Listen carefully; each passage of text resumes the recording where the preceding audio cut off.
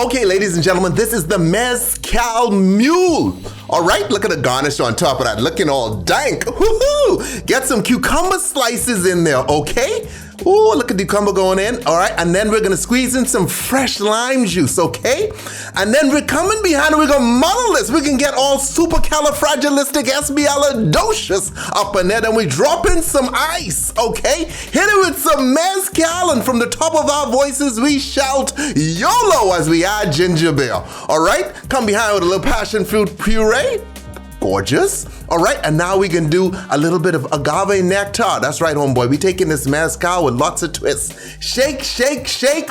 Ice cube in our glass. Pour it out. Ooh, and you could smell it. It's dank, okay? Come behind with our garnish, our cucumber slice.